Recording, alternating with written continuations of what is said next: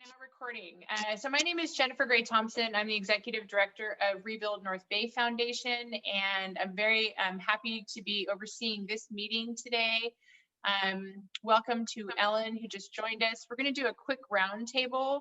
The three major groups that are here are the Almeda fire in Southern Oregon, which affected Ashland, Talent, Phoenix, and parts of Medford.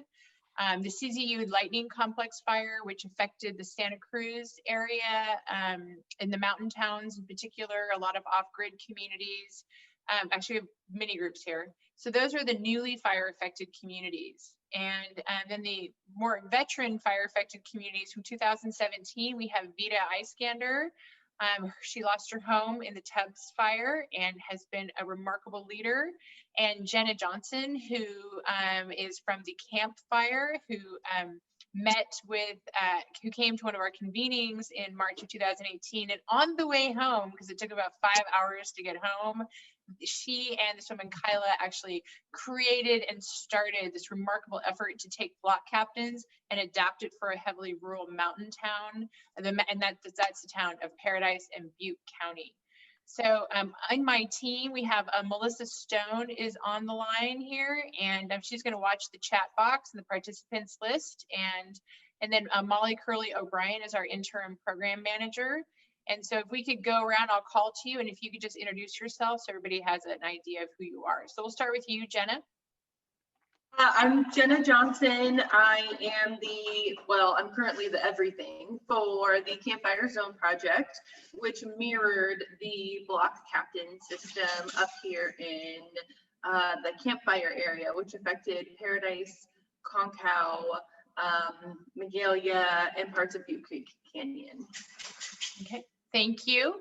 And also, if you're not speaking, if you could go on mute, and while we are speaking, if everyone could take a moment to go ahead and drop your name, your organization, and your email into the chat, I think we're in a good space to do that. Okay, next up is Vida. Hi, I'm Vida. 2017 Teutsch fire, Santa Rosa. I'm pretty inactive right now, except every time there's a new fire. And I and other Teutsch fire veterans usually show up at the LACs and have a survivor table, and currently, and with the help of Rebuild NorthBay, supply some of the things that we think are important but get forgotten, like notebooks and backpacks. As you all know, that when you're at the LAC and you have nothing, getting a backpack and a notebook is really valuable. And you also have a website that I have shared repeatedly. And do you want to talk about that really quickly? Yeah, Neighbors Together, Strong and Resilient is the website. It's not very active now because it never was intended for anything other than the Teutsch fire. So there are some things on there that are universal and still good, and some things are very specific to the fire. I mean, yes, very specific to Teutsch. Okay, thank you. Melissa? Oh, she just wants to say hi. Melissa's from our team. Deal. Okay, Stephen Sloan. Hi, I'm Stephen Sloan. I'm from Ashland, Oregon, the Almeda Fire, and work with the local innovation lab and Ashland Works. So, yeah, thanks for having us. Thank you. And Julie O'Dwyer. Hi guys, I'm Julie O'Dwyer. I'm here not only with Local Innovation Works, but also My Valley, My Home, which is both kind of in response to the Almeda fire, and glad to be here. Tucker? I'm Tucker Teutsch, and I'm one of the co-founders of Remake Talent. I guess I'm, as of our first board meeting yesterday, the ED. We formed in the wake of the Almeda fire to work on city planning for the recovery, advocacy, and a lot of different fabrication, rebuild efforts, et cetera. We're sort of refining our mission, and Rebuild NorthBay is a big mentor of ours. Thank you. Kayla. Hi everyone. My name is Kayla Wade. I use they, them pronouns, and I am the founder and logistics director of the Southern Oregon Coalition for Racial Equity. I'm here supporting the Almeda fires and some of the other local fires in Southern Oregon. Thank you. And Sophie? Hey y'all, Sophie, she, her pronouns. My mom lives in Ashland, was not directly affected by the fire, but does a lot of housing work in the community. And I am here today, not because I have fire recovery experience, but because I have experience doing block captain-like work on political campaigns. I just helped sort of launch and run a program that was 3,000 volunteers who were essentially block captains in their communities for the Bernie Sanders primary campaign. Excited to be here with you guys. Thank you. And Ellen? Hi, I'm Ellie Holte. I'm here with Local Innovation Works. In response to the Almeda fire, we run an internship program. So trying to get interns from our local university helping out on fire relief. Thank you. Thank you. And Jody? Hi, I am Jody with SC Relief out of the CZU fire, and we basically formed a volunteer group a few days into the fire and built a website for just emergent needs, and I'm here to learn as much as possible. Thanks, Jody. And Sidra?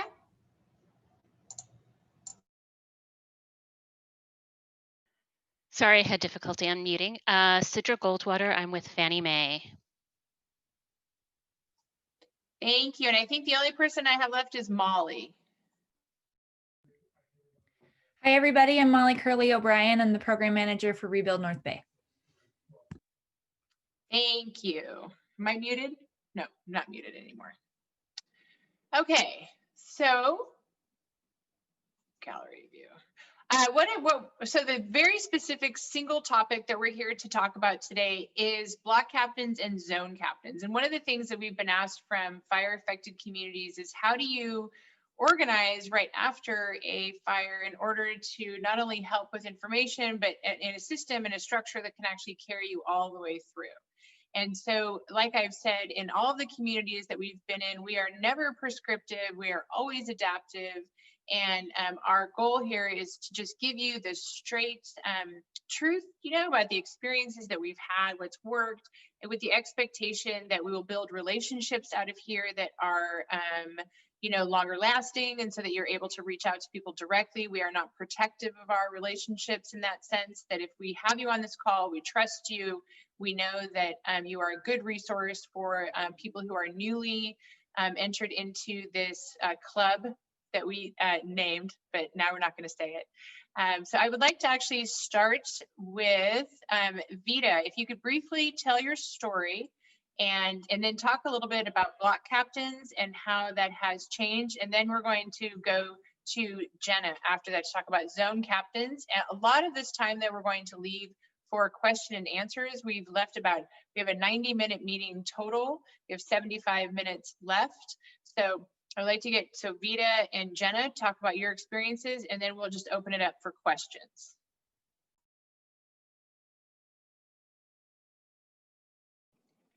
Vita, you have to come off of mute. Thank you. There you go. So I think the most useful thing I have to share is the lessons that I learned that were, unfortunate, which is in a widespread fire with a lot of neighborhoods, finding resources is really difficult. And so luckily we had a supervisor who created the block captain system in their district, but the same thing didn't happen in our supervisory districts. And we all kind of had to fight for that to happen, and it did happen. So I think the first challenge is not only finding everybody, which you all know is difficult, it's the fact that the recognition, and that's why y'all are here, is that we have to be connected in some way to every other neighborhood, fire affected neighborhood. So that's great that you all are here. And I'm glad to see that Jenna's here, because the Santa Cruz area, and I don't know about Almeda, but the rural areas are very different. The other thing is, everybody here, I think, is familiar with organizing. So the aspects of organizing in any group work are the same. You have people who are more committed, less committed, people who step up, all that doesn't change. The only thing that's different is it's even harder to get everybody together. So if there are people who are still having difficulty with that, I can offer what we found. I don't want to, burden you all now. And then what was the other thing you wanted me to address, Jen? You can quickly tell your story too. Oh, my house burned down. I don't know what else. It's like, I'm with my people, you all know. Neighborhood burned down, house burned down. Very fortunate, we did not run from flames.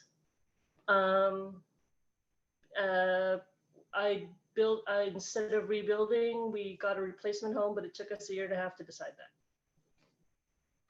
And Vita's going to be a little bit modest about her contributions and to this day. So anytime something happens, and as you know, we've had 2 major fires just in Sonoma County since our Teutsch fire.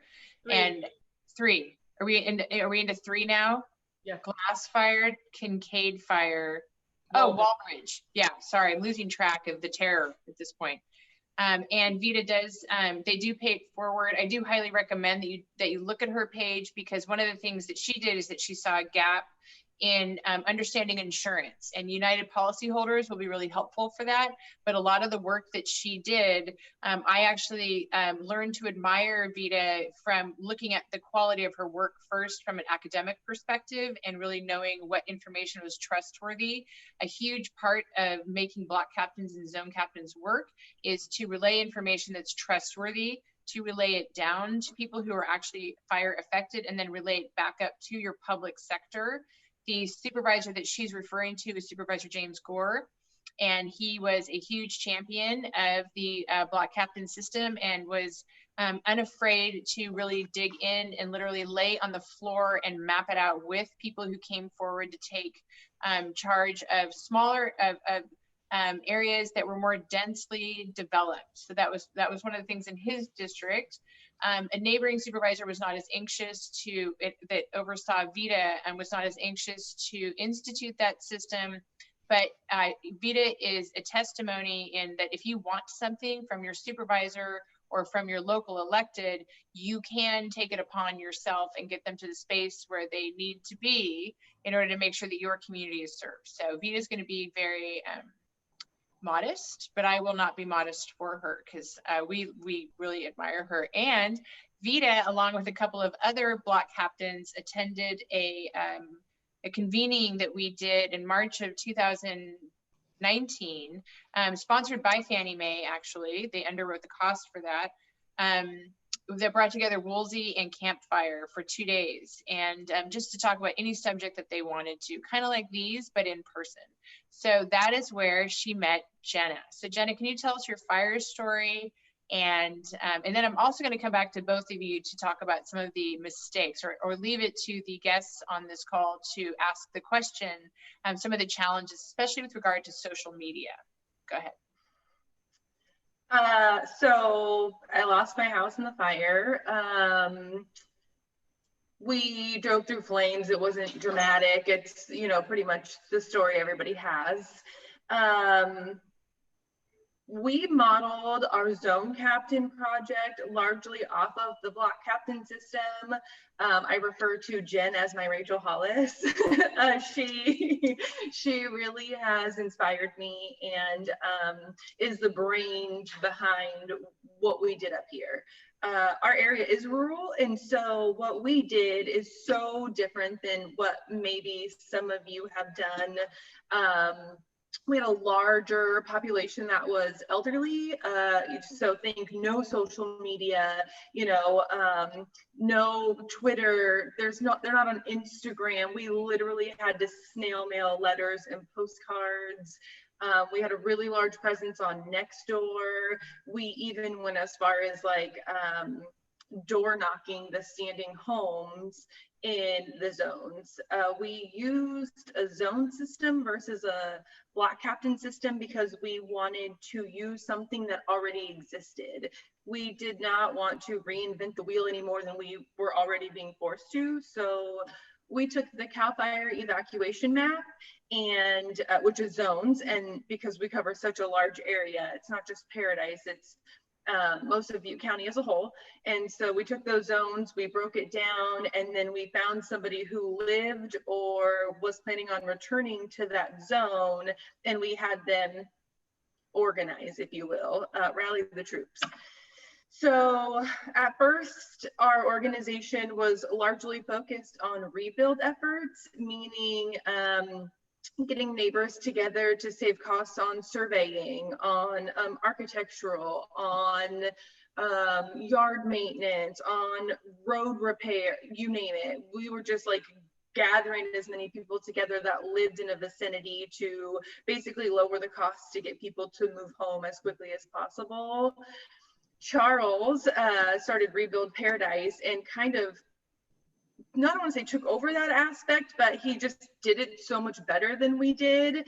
And so ours really turned into more of like a community outreach, because there was a large emotional support aspect that was needed in our community. And so it turned from like a rebuild effort into, okay, who have we not reached? Who have we not contacted? We started organizing events. We had block parties.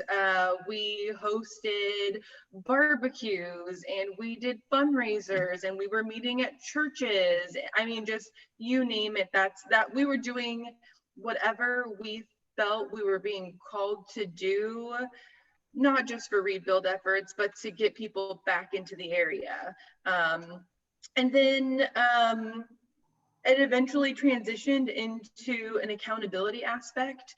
So we started doing both things. We started helping and aiding in the rebuilds, but then we also started holding our local government accountable. There was a lot of miscommunication. Jen touched on this. It was really bad for a long time. We had Cal OES, we had, all these government agencies, all these individual entities, United Policy Holders, Red Cross, you name it. We had so many resources, so many people here, and things were just getting lost in communication. And so we helped streamline that. We kind of became like a news outlet, if you will. People would constantly go to our Facebook page and our website, and it just evolved from there. We're pretty quiet right now because of COVID. We can't really do parties and that kind of thing. But there's still a large online presence. So we're still active with Nextdoor and Facebook. And I personally have an email chain and a phone chain for people in my zone. And we touch bases about 2 or 3 times a month.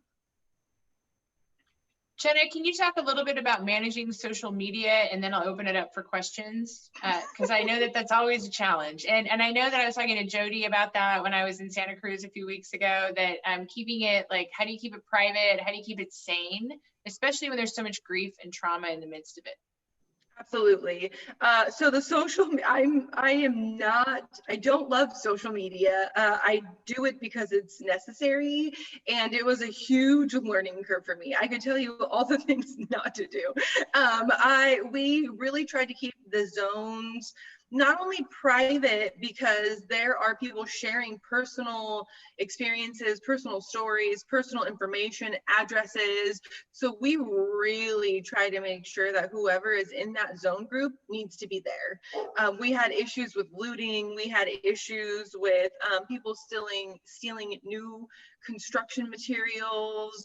And so we actually partnered with our local police department, and we had a deputy in every zone so that people could basically do like a neighborhood watch kind of a thing.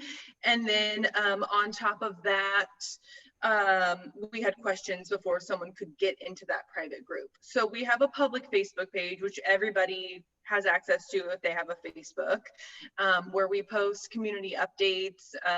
We do Q&As with county officials, stuff like that. And then we have the personal private zone pages where people can reach out to their neighbors, talk about rebuilding, talk about anything that's going on, a party, an event, share their stories, whatever they prefer.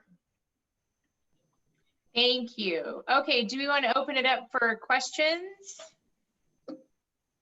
I do have a question. Okay, we'll start with Jody and then we'll go to Julie. Sorry. For your latest evacuation plan, did you guys find that your electronic system and your communication systems worked for the recent, like, I don't know the name of the fire, but I know Paradise was re-evacuated, correct? That is correct. Paradise was the lower Pence, which is Butte County, was evacuated. I personally listen to the scanner when there is a fire happening in our community, and I posted alerts, I posted updates. Town of Paradise. So in Paradise, the actual community, there's Town of Paradise, and then there's Butte County, which is like unincorporated Paradise. I personally used to live in unincorporated Paradise, so I control a lot of the county stuff, and that's what I listen for the most. We have somebody else who listens for the Town of Paradise stuff. So Town of Paradise does not issue warnings for that area that was evacuated. You mentioned that's the county, which is CAL FIRE. So CAL FIRE's position is a little different than Town of Paradise's. We are still working on getting them to be on the same page, because they're not. I can stop recording if that's helpful. You know my mouth. Helpful for me. So no, it doesn't really on a siren. We use CalRed as our emergency alert system. I have petitioned with our sheriff and our local District 5 representative to switch to Nixle. It has not been approved. We are still in the budget stages of that because it's more expensive. And I think in the state of California that all sheriff's departments will have high-low sirens. I think they just made that mandatory in the state of California but we have them. Some of these people are from Oregon. Yeah. Oh, Pam's here. Welcome, Pam. Do you want to introduce yourself? And then Misty too, as well. Let's introduce our two additions.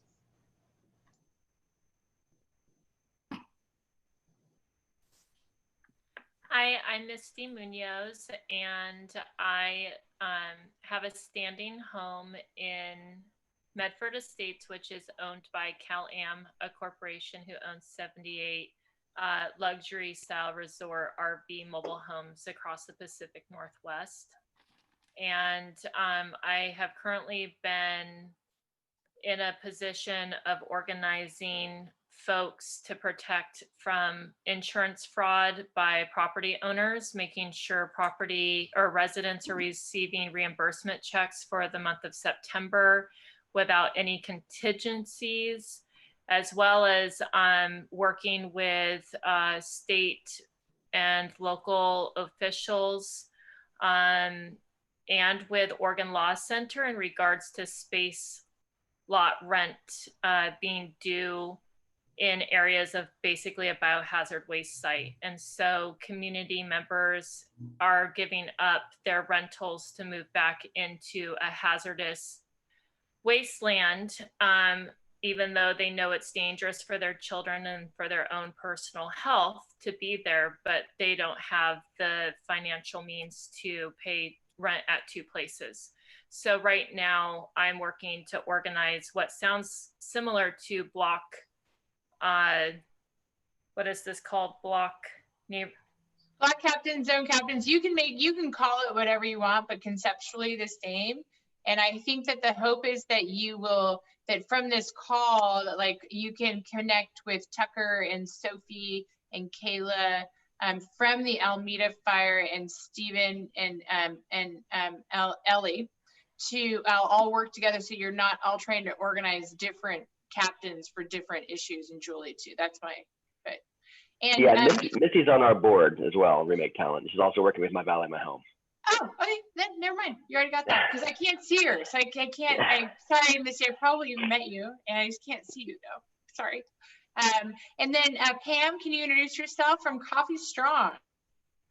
Sure. Hi, everybody. Pam Van Helsema. I live in Coffee Park and helped when we organized our neighborhood, as really tried to help with the communications and some of the privacy issues and how to find everybody when they're not there anymore. So those were some of the things that I've been involved in, and I'm happy to be home and calling you for my rebuilt home. And Coffee Strong Coffee Park just was 1,400 homes. They were outside of the WUI, and yet they completely burned down because the fires that we have now don't look, as you all know, all too well now, don't look like the fires that we used to have. And it was wonderful to read about the opening of your park last week. And so much of what has happened in all of these communities, the message we really want you to take, that all the rest of you to take with you, has been community born and community directed. And Pam has James Gore as her supervisor. And another thing to note is that Jenna may want to briefly touch on, and then we'll go to Julie, is that sometimes for your public sector, when they hear you're organizing, they get really nervous. And that did happen in Paradise. And so maybe Jenna can speak to that really quickly before we go to Julie, and how once they overcome it, they realize that this organization is their best friend. Yeah, you covered most of it. When we first started organizing, there was a lot of pushback, which, I mean, we expected because of Jen. Thank you very much. So we fully expected the pushback. It took us, I want to say, maybe 6 months to really, like, I don't want to say earn, but like really get it to where the supervisors would call us instead of, you know, somebody else, or, you know, we became more of a tool and a necessity, and it really benefited the community as a whole. In fact, we still have a great relationship with our supervisor. And your town manager. I had probably 3 conversations with her where I was like, it's okay. Like, you're going to love this. Yeah. I know it doesn't sound like it, but you totally are. So Julie, please go ahead and ask your question. Thank you for being patient. She's gone now. We have Kevin now. I know she is, but I just wanted to say. Yeah. Thanks so much. I actually have a whole bunch of questions, and I'm not sure if Jen is the one to answer, and some of these could be answered as further discussion goes on. One, Jen, is just kind of getting a sense of the timing of everything. I mean, you talked about the fact that you guys went through a couple of different phases, first sort of focused on building, then being sort of more community support, and then sort of advocacy. So what were sort of those timeframes? And then the other big question that I have, and that I think is really pertinent to our situation, is we have a significant number of members of the community that are either migrant or have undocumented workers in their family, and keeping track of those people has become an issue, a real concern for them and for us. A lot of them have had to relocate temporarily to well outside this community, and we want to make sure that we can keep them connected, hopefully bring them back. But how best to do that? Would love whatever experiences you guys have had that either worked or didn't work. And a big part of that is because almost all of the families that were affected had kids in the Phoenix Talent School District, and that district has seen a huge decrease in student population as people are leaving simply to survive, and their funds are based on property taxes, which now are an issue because the property is destroyed. So it's like this double-edged sword. So we're trying to get those families to really stay connected. Mm-hmm. So in terms of recovery, or I should say a timeline, Sunday is our 2-year anniversary of our fire. And I would say the last 3 to 6 months has really been focused more on that later piece I talked about, less accountability and more of just like the news portion of it, for lack of a better word. In the beginning, it was really early when Jen reached out. It was really early when we met with Coffee Strong. It was really early on from that disaster phase. And there were a few of us that really latched onto it. And we were like, yes, we're here for it. Like, let's do this. Let's, you know, rally everybody together.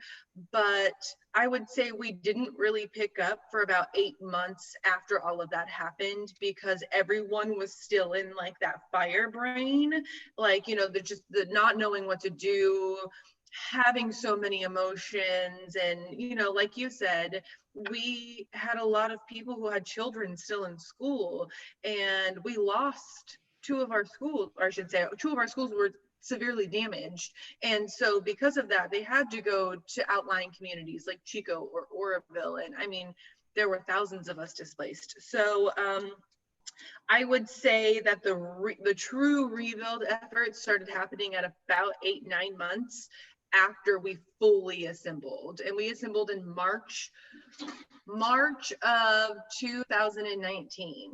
And then shortly thereafter, Charles was, I mean, he just hit the ground running. He's so awesome. And then after Charles kind of did that, we switched into more of a community outreach, but we didn't really stop doing the rebuild. We just didn't take as much of a leadership role. We just assisted when we were needed. We really let the community tell us what they wanted to see, and we kind of followed suit that way. So to answer your question directly, it depends. We had a lot of loss, and our infrastructure was lost. And so for us, I think it takes a lot longer than it may for other communities. I'm not sure. And actually, I'm going to have Pam speak to what she is typing. I'm going to say a couple of things. So I went to Paradise 12 days after the start of their fires, and it's the first day I met Charles, and I met with the mayor and the town manager. And so that was November 20th. And then we all met in March, and it's still 6 months from now, it will still be so new. So do keep your drive, do keep going, but do know that everything's going to take a little bit longer than you anticipated. And I would also like to offer in a follow-up call that I could probably put together by next week, that if you want to talk to leaders from our Latinx community who specifically served undocumented populations and documented and multi-generational populations, because that's not just one block, then I am more than happy. I sit on the board of one of them, but I can name at least 3 different leaders that would be really helpful in this way. But Pam, would you expand on what you said? Sure, absolutely. And thank you for that from both of you. About timeline, I was going to say that the variables are going to always be changing. So we in Coffee Strong, it was a new challenge for our community at that time, but by having regular meetings and brain trusts and really listening, so much listening, as well as trying to speak up, involved figuring out what the next biggest challenge was, and we never knew what that was going to be. We were discovering it all the time, and it's going to be different for you probably than it was different from us. So it unfolded like we were unwrapping a present or something all the time. And then we worked together, excuse me, to find solutions. What I was going to say, and you know, I'm a librarian, I work with public libraries, and public libraries do a lot of work communicating with as many of the underserved population as possible, serving everybody, but trying to communicate with perhaps underserved populations is something that in my professional life I touch on as well. And I happen to know that it's really important to understand what channels of communication are already adopted by the group you're trying to connect with. And many people have found that families of Spanish-speaking immigrant families in California, actually probably nationwide too, using texting has been a very effective way, rather than using other forms of communication.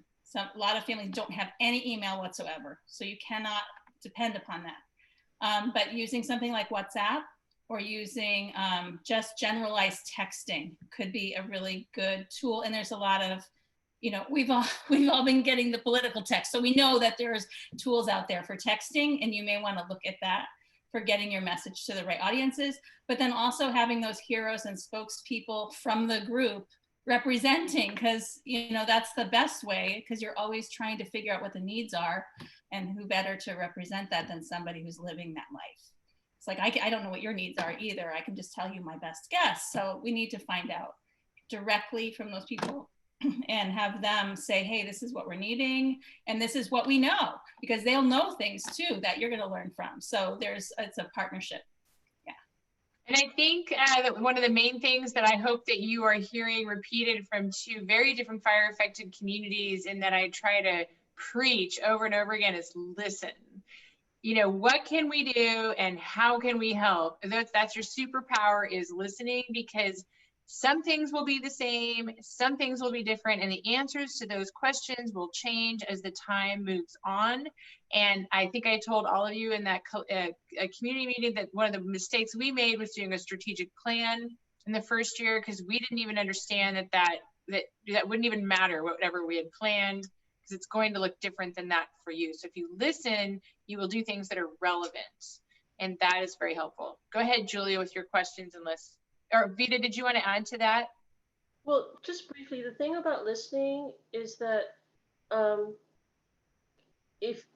way that our fire was, like I said, there were these different zones or districts, and we were kind of cut off from each other. And it was specific individuals who thought that that was pointless. And so some of us attended as many meetings of the different meetings, or were on those email lists. And so we got to learn from each other. And we actually got to anticipate. Two things that I learned. One, the neighborhoods that were able to organize first progressed much faster in their understanding of the situation and what identifying needs, actually even built faster because of that. But they were also our canaries for our slower neighborhood groups. So District 4 was talking about construction theft months before my group even understood. I knew it was going to happen, but that it was going to happen. And then when we had our local police tell us for our group or our neighborhood, oh, don't you worry about that. That's not an issue. We could say, hey, talk to your colleagues 2 miles down. It's going to be an issue. That's a really good point. Thank you. All right, Julie, what's your next question? I think those are the two, the timeline, and then how to really best communicate with communities, not only that are Latino and migrant, but that have left the area, and trying to keep them connected long-term. Can I try to answer Julie's second part of that question? And you guys probably know better. In my neighborhood, we actually had standing neighbors that helped. They were actually the spearheaders of connecting our neighborhood. One person actually got the voter rolls for our neighborhood. So that's obviously going to work for a specific demographic, and literally grabbed the email addresses and snail mail addresses of the voter rolls and just started writing. And the other neighbor, because of his work, was able to create a listserv and invited as many people from those email addresses as possible to get on the list. Obviously, it was their choice. They could choose not to join. But otherwise, looking for people is impossible. The other thing that I know other neighborhoods have done, but it's hard when you don't have resources. You know, everything's burned down, you don't have resources, but some people made big signs and put them in the old neighborhoods, because people often would drive through their old neighborhoods to try to, whether they're sifting or whatever, or they would have a neighbor or a family member say, hey, I was in your old neighborhood, I saw the sign for this group. Thanks, Vita. Go ahead, Jenna. I see you've unmuted, so I think you have something to say. For us, we knew where, like you said, they just kind of dispersed, whether that was for children or whatever reason they may have. And so we did try to kind of follow them. So we would hold events or host meetings or outreach in the areas we knew that they went. So for example, we did a lot of talking, a lot of lunches in Oroville. We did a little bit in Chico, and even Cow.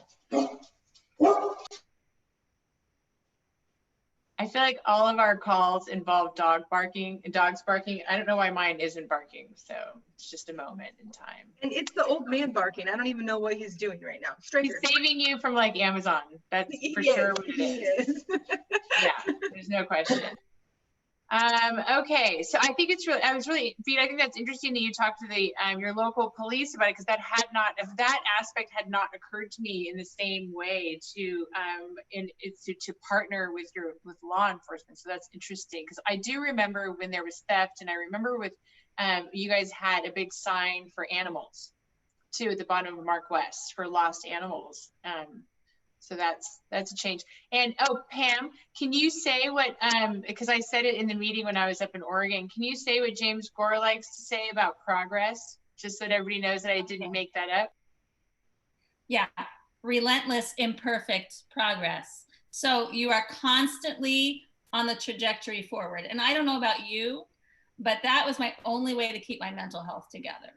Because looking back, and in fact, making my contents list was not help. It did not help me at all. But if I could keep going forward and not be stuck thinking that it has to be perfect every time, but you're going to do your darn best, and you're going to work with your neighbors and not go it alone.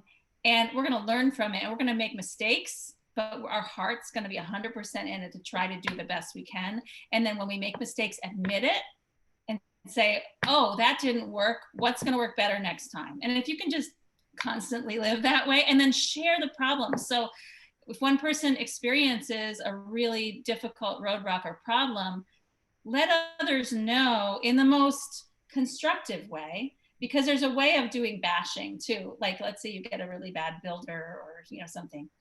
Be careful about that. You could burn some bridges before, and then that can come back to bite you. So do it in the most constructive way that you can give people good information for the best road to take.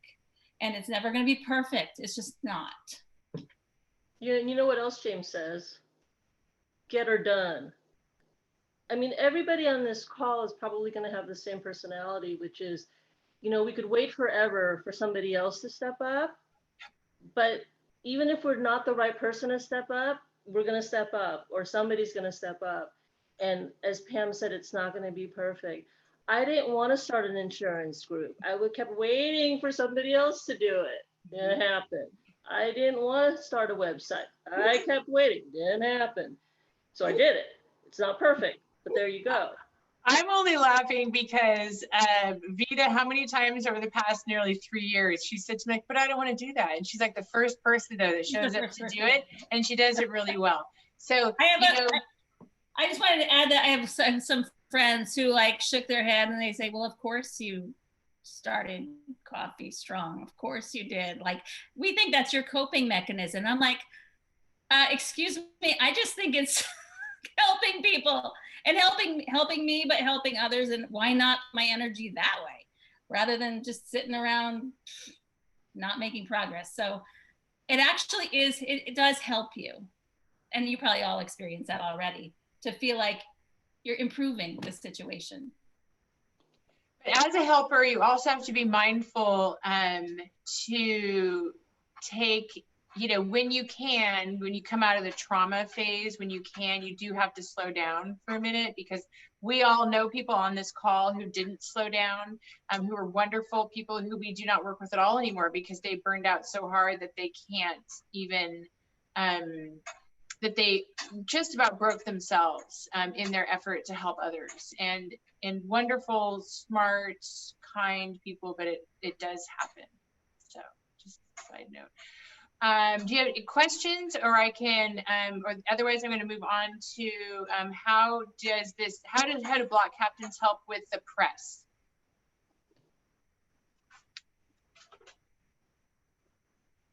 All right, I'm going to call on Pam first, because Coffee Strong in particular has been incredibly successful with talking to the press, and they have somehow managed to retain interest. And the reason why I even knew that they needed, for example, this wall replaced around the 1,400 homes is because they had a strong relationship with the press, And that continues to this day. So how has that will serve you in the sense that if you can get your work, if you can get your needs out, then anyway, talk about that experience. And how do you decide who's doing what inside of Coffee Strong? Who is press? Who is president? Who is the founder? All of that. When we organized, well, I give credit to Jeff Okrepke, who is one of my neighbors, who really is the founder of Coffee Strong, but he was there with many neighbors at the same time, understanding the need and he was great because he organized the first gathering with James Gore, and he organized. We met in his office. So that was also very helpful as being a host for this. And Pam, wait, was Jeff a renter or was he an owner? Jeff was renting an uncle's home. Yeah. So, but he had interestingly enough, and Coffee Park had about 40% people who rented. And so the people who were living in the houses weren't necessarily the people in the position to do the rebuilding as well, which is interesting, and to find those folks. Jeff positioned himself in a natural sort of way because he knows a lot of people and is connected in the city and the county as a spokesperson for Coffee Strong, but many of us spoke to the press. And in fact, our philosophy was, well, we met very frequently for once. So we all kind of had the same body of information, those of us who are block captains, but we never said no, as far as I know, when we were asked if we would speak.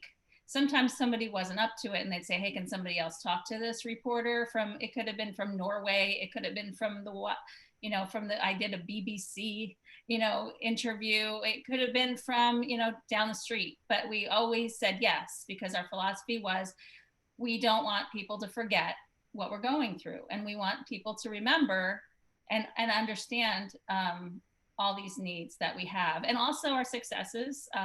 So both the needs and the successes. And that, I think that was, we formed a very strong relationship with the newspaper. And so there was like a beat reporter assigned to our story, and still is. And so we form relationships with the reporters, so you could let them know if something's coming up or a big challenge is ahead, and you just drop them a line and say, hey, this, we've got a really big challenge. It could have been with people being a fraudulent, a bad builder who's taken money, so like a bad thing like that, or it doesn't even matter what it was, like a different challenge, or a good news, like our park being finished. Things that are noteworthy and newsworthy. Yeah. Thank you. Do you want to add to that, Vida? Oh, sure. I don't know if this happened with you guys, Pam, but we had talked about, but it never happened, is inviting reporters to meetings. The reason why it never happened for us is that it took us a long time to get out of the emotional phase. And we knew we never wanted to invite reporters when people were still needing to share personal things. So if you get to a point where it's not that raw anymore, you can invite reporters to your meetings, or you can designate very specific meetings. Obviously, that means something else in the COVID world. The other thing is something to do with just presence. I've had a lot of press calls, and I got to tell you, I have no idea how they found me. In the past year, I know that they found me because we're all self-referring to each other. But early on, I had no idea how they found me. But I honestly, it's just because I attended a lot of events, my website, and I mean, things, public television, public radio, the Guardian. I'm not sure what happened, but what needs to happen is that they don't find people like me. They need to find people like Pam and Jeff that can talk up your neighborhood, talk up your needs. Vida, I've given like 50 reporters your name and Pam's name, and like them as suites of leaders. So now I know. But really, it's the people who really are good with that. Refer them to that person. because it'll also attract, just like it attracted Rebuild North Bay, it might attract private sector or nonprofits that can actually give, help your neighborhood, your city rebuild with something very specific or something general. And keeping it up, I mean, that's the thing with high profile. Coffee Strong, their high profile resulted in a lot of good results. Money, support, government support, police support. It's none of our other neighborhoods got that kind of response because we were not that high profile. What's interesting too is that because Coffee Strong and Larkfield Estates, I would say with Brad Sherwood, had such a big presence that for most people didn't know that that James Groves district did not have the most damage. It was another supervisor's district that had the most damage. But the people in that group were so determined, and it is different, and we have to acknowledge that. I'm going to go to Jenna in just a second. Like, you all are dealing with this in the age of COVID and in the age of mega fires, where there were fires all over Oregon, fires all over California. And what we learned from the campfire is that we were not going to be this penultimate disaster. That in fact, we didn't know that it could be worse. And in fact, it could be so much worse that it was stunningly worse. And it was pretty bad here. So you're talking about 28,000 people or homes in Paradise or in that Butte County, like very different numbers. But we had 9,000, which was just so overwhelmingly huge across 4 counties. But Paradise got a lot of press and continues to get a lot of press, but we recognize right now that it is going to be different for you, and you're going to have to actually go and search out that press to show them what you're doing, to show them. And if you do that, then you're actually going to be an inspiration to communities around you that are not tucked into this circle yet. So, they don't know, the press doesn't know really that this circle exists. And this is an opportunity for you to shine a light on what you're trying to do for talent in Phoenix and Medford and Ashland, but in particularly those 2 communities. And by the way, Misty, I wanted to make sure that that we talk about Fannie Mae. I think you may have been on that call though, but I just want to make sure that you know what they can do about, you can, right? You were on that call. Were you driving? Was that you? I remember now. Okay, I'm having to guess from your outline. Okay. All right, so Jenna, can you speak to the block captains and how did you guys, or just like, how did you guys handle the press and was that helpful? I'm terrible with the press. I hate speaking on camera. Zooms are not even my best friend. I was not that person.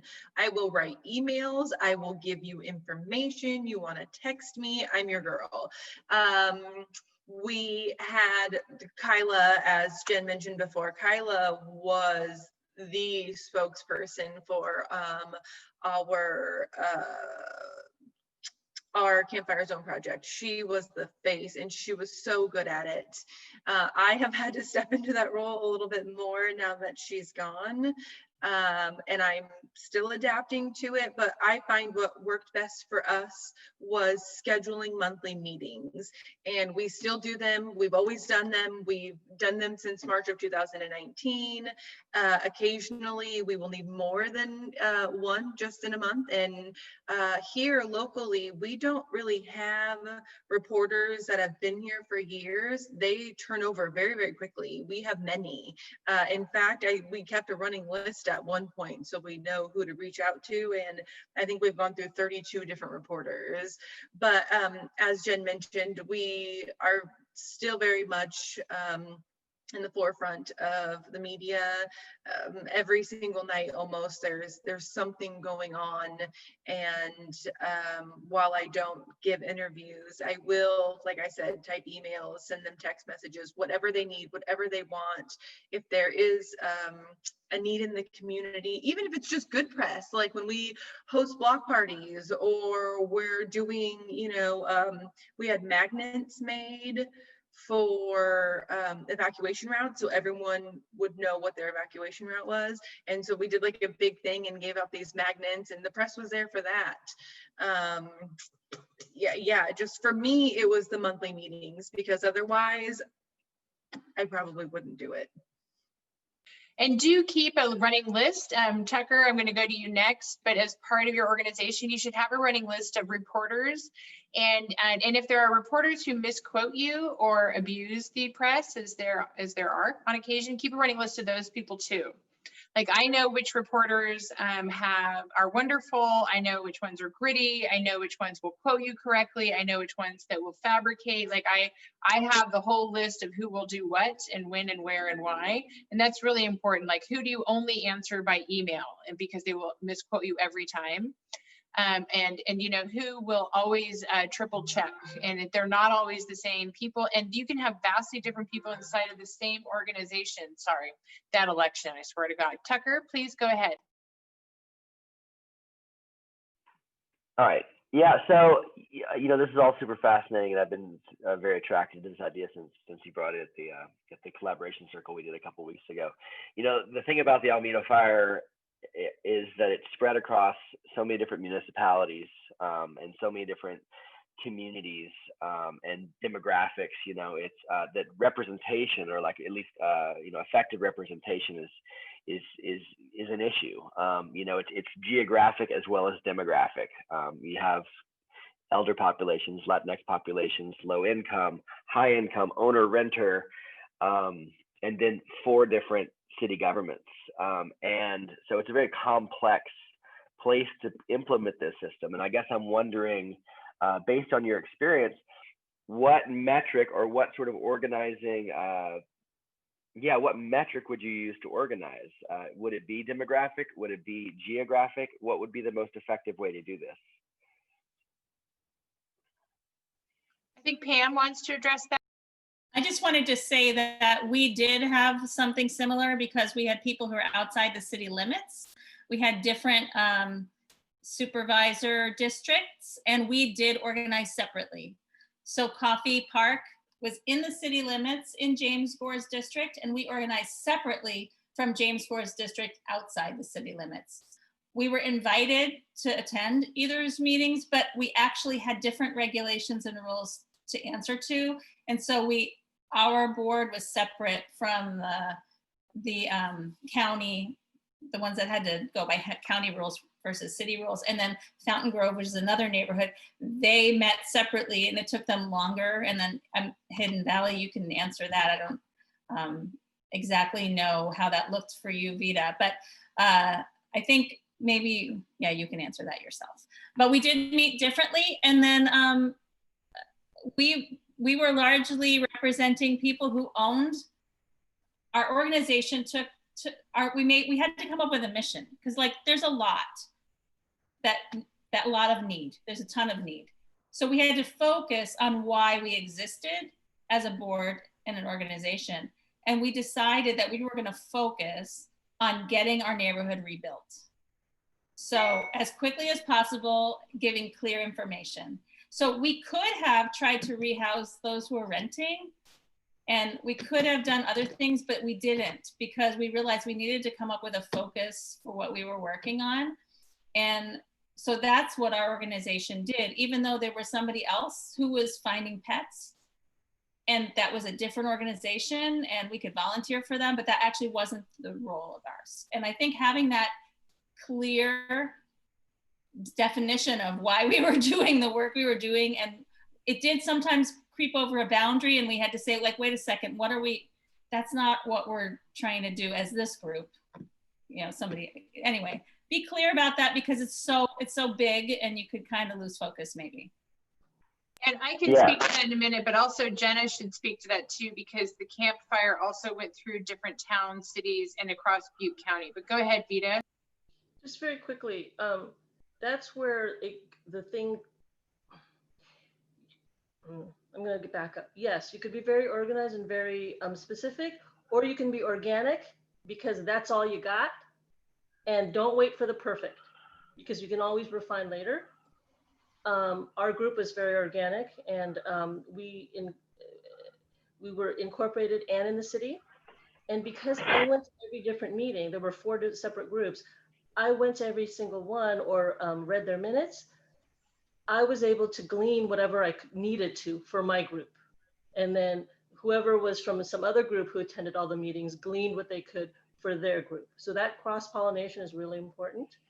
And oh, there was something else. Oh, the other thing too is that so that individual groups might come up on their own. You may not necessarily need to wait to organize the perfect group, but then it becomes, let's identify those groups so they can connect. And then the other thing is, for me, it's the Venn diagrams of need, because there's never going to be one group that solves everything. I had insurance group, there was a rebuilding group, there are other groups, but if there's some way that connected by people or a meeting or something, where those Venn diagrams, where those needs met, and keeping those people and needs connected is, I think, really important. Yeah, can I just address real quick? So I think what I'm really talking about is sort of the place where those parts of that Venn diagram meet. I guess what I'm looking for, and we're not going to be the everything group. We have our own specific mission, but what we have on this call are 3 or 4 different organizations in our area. And so if we're some of the organizations that are going to be setting up, or at least trying to empower various block captains in our various areas, trying to figure out the way, or sort of which way is most effective. And this might be a question for Jennifer or even Sophie, looking at like sort of larger picture mothershipping sort of things. What's going to be the most effective way to organize them, by block, by zone, by demographic, by whatever it is, and how do we communicate that out? I mean, I think I have a way to communicate it out to other organizations, but just sort of the seeding idea of how to set it up. So I'm going to say this, that when Charles says I volunteered him to start Rebuild Paradise Foundation the day I met him, one of the really smart things that he did with his group from Paradise is realize that he could not do all of it, and that he would have a lane, and this would be the lane. And then when Jenna and Kyla were like, we're going to take on zone captains, and then they figured out that would be their specialty right there. And then when it came time to let part of that go and let Charles, and Charles was ready because he had a full-time job when this happened, when he was ready to take on part of that, then they were willing to let that part go too. There's definitely enough disaster to go around, that's for sure. But finding each other's lanes, supporting each other's lanes, and not trying to crowd into all of the lanes, and to be nimble and flexible as you go. To be like, oh, it turns out I'm really good at this one piece of it, and it turns out that's plenty of work for me. Rebuild Paradise, it helps in Butte County, but mostly focuses on just Paradise for the most part. Right now, he's trying to figure out how to help the most recent victims of the Butte fires in Oroville. But Rebuild North Bay Foundation is 4 counties. That's a lot. It's can be, and it was initially they thought it would be 5 counties. The city of Santa Rosa is pretty much the primary city that we work with. Go ahead. Yeah, Julie. Yeah. So I guess one of the questions I'm having, and I think it talks to what Tucker's asking, is like, did the block captains come together and then formulate and have a mothership, or was there a mothership that went, okay, let's divvy these out? That is a really good question. No. Not which one? Yeah. Okay, they're all good questions. So, after a disaster that, everybody wants to step in and step up, or a lot of people do, leaders do. And then some of those people are just going to step up for a minute, and then they're going to peace out, and that's fine. It's totally fine. It's one of the things I said to the group in Almeda was make a commitment, if you can. And so that's really important. And it can be difficult to do because it is quite a commitment. We all had to figure out how to work together, and I'm not going to pretend like that was always an easy process, or like it was all full, free of drama. So, but we are, so I would say that, Vita, that we are more of a mothership. So we are over here, and we're just looking all the time to see how can we amplify and support the work of other people doing their lanes in disaster. We're the only ones who do the advocacy at the federal level. But we also know that it may be that the supervisors or that supervisor goes on their own. We just make sure that we have tight relationships with like James Gore and a couple of other supervisors, with the city council, with the public sector, with some people who are staff heads, like department heads of the city, I would say that advocacy is the only area that we own. And then what we do is we look for opportunities to actually help the block captains. So like Vita knows that she can call me and say, you know, we need backpacks, or we want to picket the city. And because what did you do? You did like a protest and we paid for that. Because So it was the extension of ALE by insurance companies. Yeah. So we were like, yeah, we'll pay for that. Because why should that be borne by people who are fire survivors? And it was like $750. It was fine. For recently the backpacks, that was like $2,000 or something. You know, and then like we also do other things like the fiscal sponsorship with Vita came to us maybe 2.5 years ago with Supervisor Shirley Zane and said, you know, can we put money in a fund from the county that then because we're a nonprofit, that we could then filter out back through the zone captains. Yeah, we could totally do that. Things like that. Go ahead, Pam. I think what you're describing, and thank you, Jen, is that as a block captain, and there's probably going to have to be some who are the leaders of the block captains, but as a block captain leader, you need to identify the key resources in your network, or key individuals, I should say, and organizations in your network for resources and for advocacy. So if we needed advocacy on a federal level or resources that Rebuild North Bay has, we need to contact Jennifer. But if we need to be the conduit of complaints or needs to the city, then we know who to contact for that. I mean, this is kind of, I suppose it's obvious, but these are where we pull. Not obvious. Say it. This is the hard stuff. Okay, so we identify the problem, and it's kind of like a snowflake kind of scenario where I'm a block captain, and I branch out to my street and my block to hear their problems and also deliver information to them. Then as a block captain, I go to a weekly meeting where I'm meeting with the other ones just like me and those who are kind of trying to orchestrate the block captains to puzzle through what's the problem that everybody's having now, and what is the new information that we've heard, what resources are coming from Rebuild North Bay, coming from our district supervisor, coming from the mayor. Like, what are those things that we're hearing and knowing? What is Catholic Charities offering right now? What is Red Cross? So we're like figuring, okay, now let's go back out to our blocks and let's communicate that with our block and hear what the next problem is. And so you're coming, it's an ebb and flow of information, and then identifying when you need to either advocate, like we have a need, or please give us resources, and then distribute resources. So it's kind of like a neural network.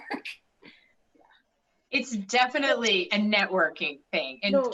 Kayla, you have a question, and then Sure.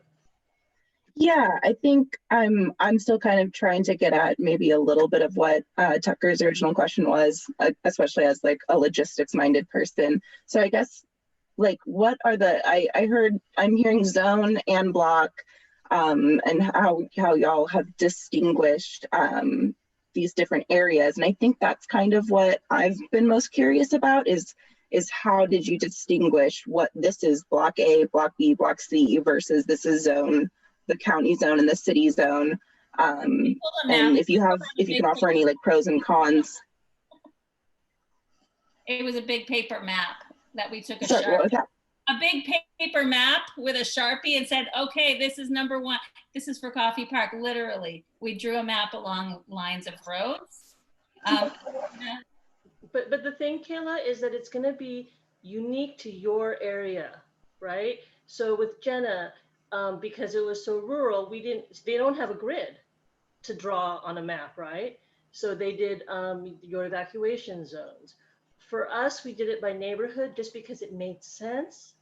So it's really kind of going to depend on your area and your people. There's not a rule for it. But I think if you have certain categories, like I'm imagining that there may be certain types of heavily wooded or difficult hilly category, like that's going to be very different than something that's more of a tract neighborhood. So I would think it'd be very smart to the issues will be different. The problems will be different. The challenges will be different. So to organize. Personalities will be different. That's for sure. But, and Jenna, can you speak to that and then go to Sophie?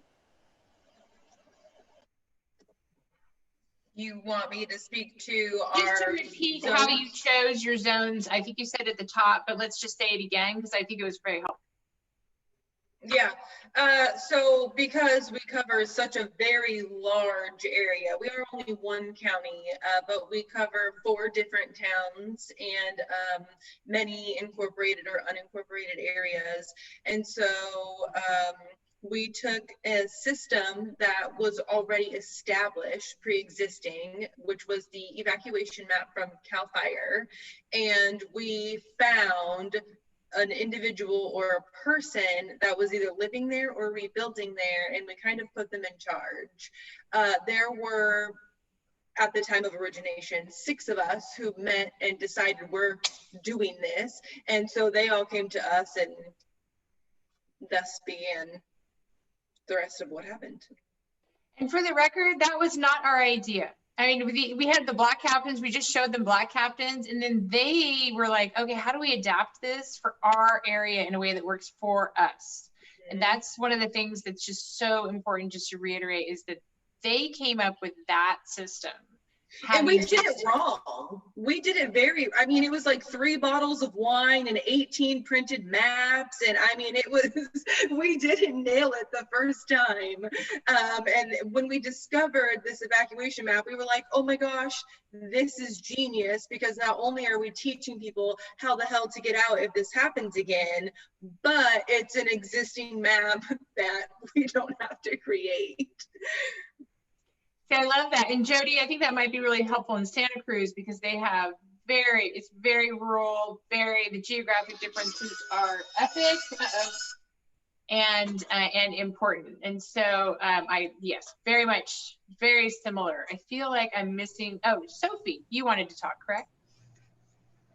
Yeah, I feel like you just touched on it a little bit. I was just curious a little bit more about like the identification and recruitment of block captains and people stepping up into that leadership role. And it sounds like in your case, Jenna, there was like some organic leadership that formed, but you know, did you expand your group? And you know, the other examples from that, you know, Vita and Pam, if you have any, want to speak to that as well, just like the recruitment process, because I feel like that also that affects that conversation a little bit, right? About like where these block captains are, because you have to think about how many people you're trying to recruit and, you know, based on how big the blocks or zones are. And, you know, are you actually going to realistically be able to hit those numbers based on, you know, the types of communities and who's willing to take that high level leadership.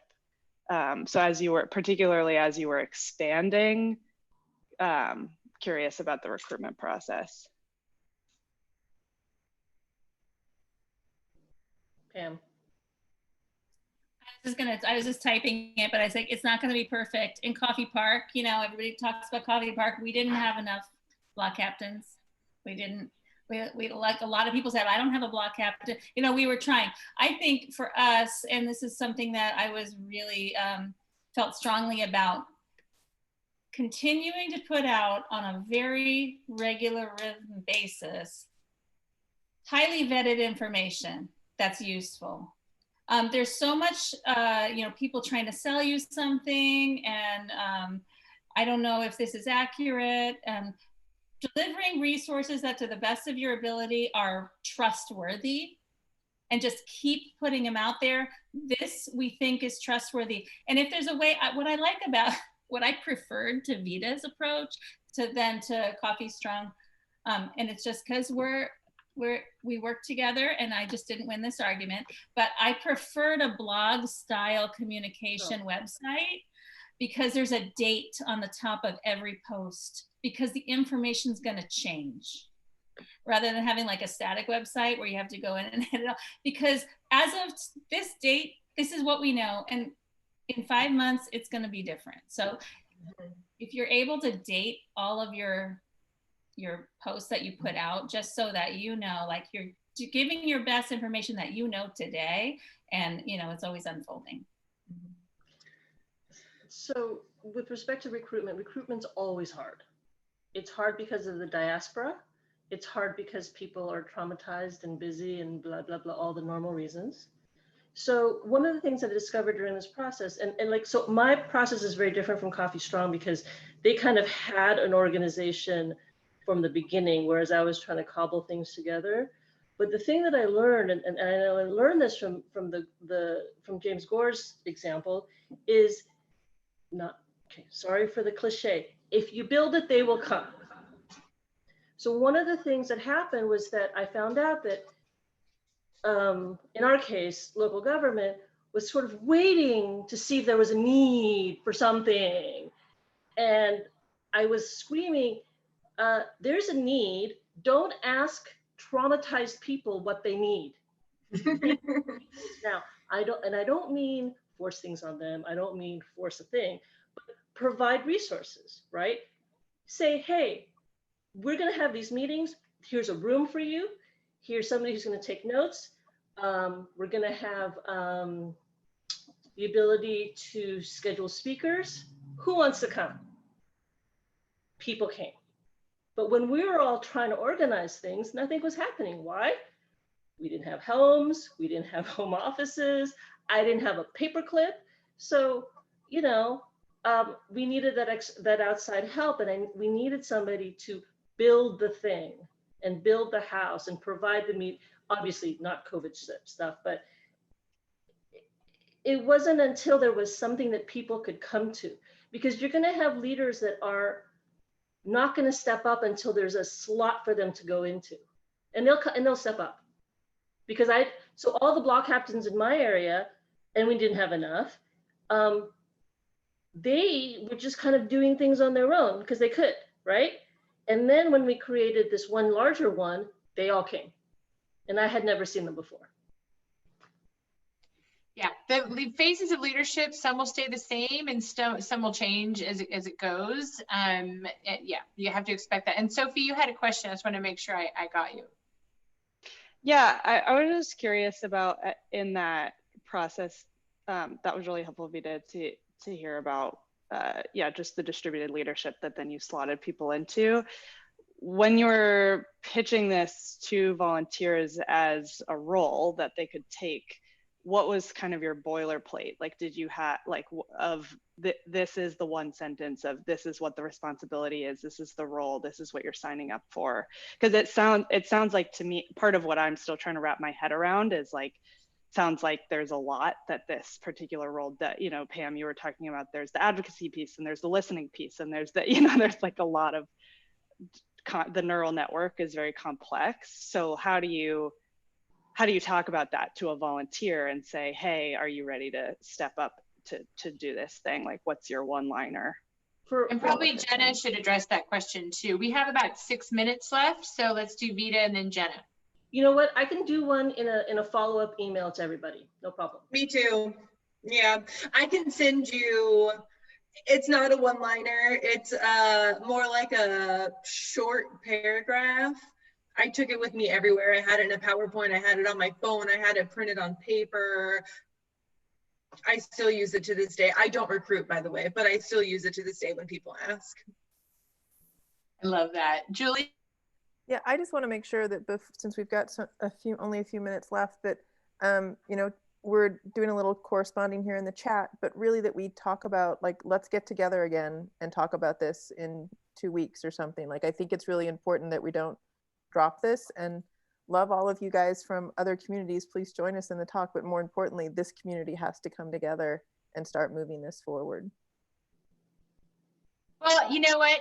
Rebuild will help facilitate that. We can do the shorter ones every week, or a 90-minute one every 2 weeks is probably more useful for you because all of you have meetings in between. Jody right now is the only person on from Santa Cruz, but she has at least 2 other very active partners.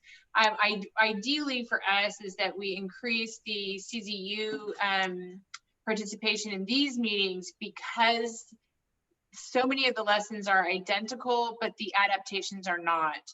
And I've said this to all of you before, is all that we are asking, because we are not here to sell you anything, is that at the end of this process, when you come up against new fire affected communities, that you don't mind jumping on these calls 2 years from now and paying it forward. And that's really what the cost of our services are.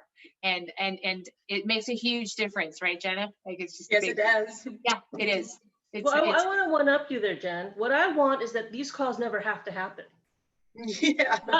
Well, there's always going to be fire. I'm not going to be that unrealistic, but you know, the Teutsch folks, we needed to reinvent. We completely invented the wheel.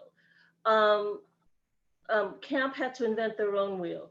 But the more we do this, I want to be able, if we could put it in a box that people can pull things out. We're having trouble sort of verbalizing some things because we're kind of still in it. We don't have the luxury of distance yet. And then still make it adaptable, not make it prescriptive, but just make it a lot easier for people. Just, you've just lost your home and your neighborhood. Don't make me think about how I'm going to do all this. Give me a box. I'll work out of the box. Vita, not to mention the fact that we would like to prevent wildfires from destroying communities. Yeah. Well, that's a whole. We're going to have to learn to live with fire, but can we all be first person advocates for changing the way things are, so we are not burning down our state?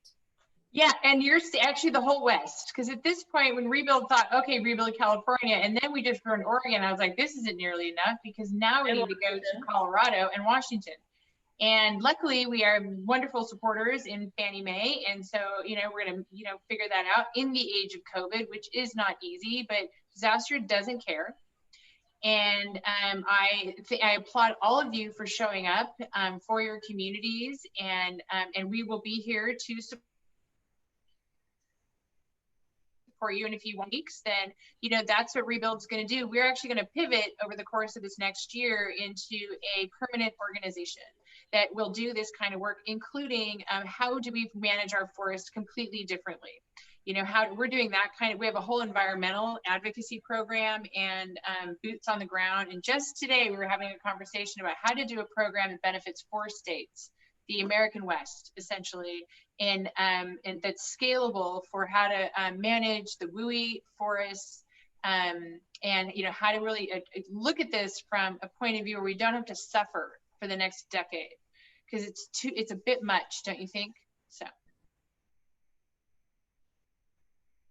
All right, thank you all so much. We will send out, if you didn't see it and you want the contact list, we will save the chat so you all can see it. Please know that we are not possessive of our relationships, and we encourage you to develop your own relationships. I try to keep it so that if I go into a community and I meet with another group that Lamakatsi is great. In fact, one of the women on our board is Dr. Lisa McKaylee, and Tom Greco works for Lamakatsi, and we met with them, and he was her communications director for like 7 years. And so we met with them when we were up there. And so Tom is very much part of what we are all doing here. And Tucker came to the meeting that Tom held for us up there too. So I really do try from our end to solidify the relationship so that I'm not accidentally gapping you as I go. But I just want to thank all of you so much, and we'll set up a new one for 2 weeks. But I do want to know if you want the same subject or a different subject. I do think that we should do the Latinx facing organizations meeting and possibly legal aid. So it sounds like there may be a need for that. Vita, go ahead. Can maybe put on the schedule, because we all have time for more Zoom meetings, is on evacuation. Sure. Yeah. I think people were interested in that. Yeah. Yeah. You all want evacuation, because Lord knows we're evacuating all the time here in Sonoma County. Just when you think the fire monster is gone, it's like, hold my beer. And then there we go again, packing our bags. I have no nerve endings left. I don't know about you all, but I've got none whatsoever. But I've got all of you, so I can do this. I can do hard things. All right, you guys. Yes, that's right. And beer. We've got beer. We like that. Okay. All right. Take care, you guys. I didn't know if I was. Bye, friends. Take care. Good luck. Yeah.